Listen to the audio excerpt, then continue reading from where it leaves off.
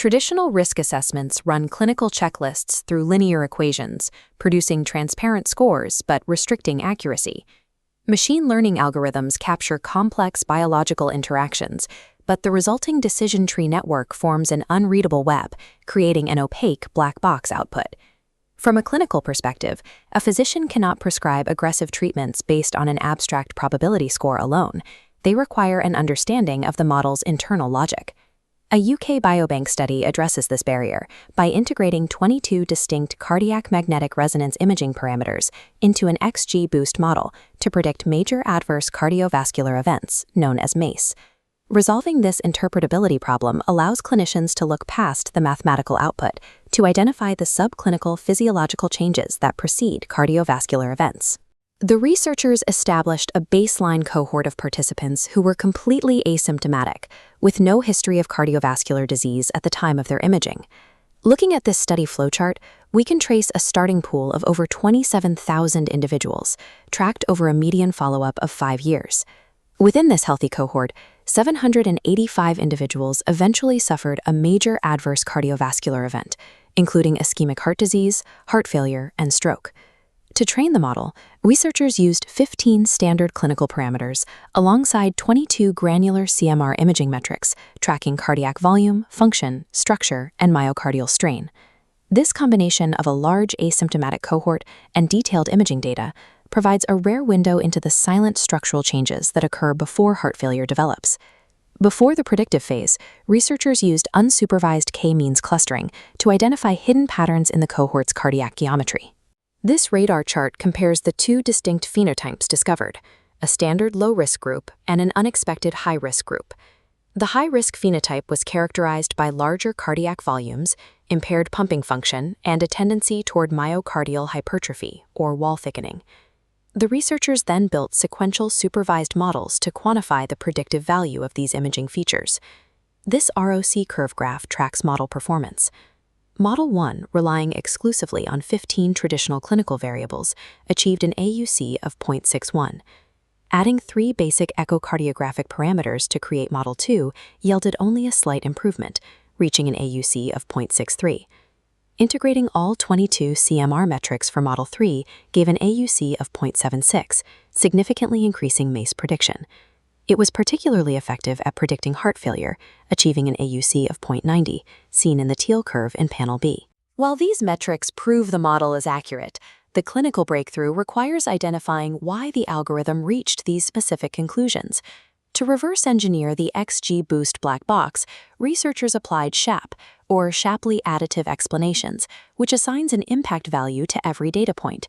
This SHAP summary plot maps each variable's contribution. The horizontal axis represents the feature's impact on predicting MACE, while the color gradient indicates the patient's raw biological value, from blue for low to red for high. Age acts as the primary predictor of risk, positioned at the top of the chart, with high values shifting far to the right.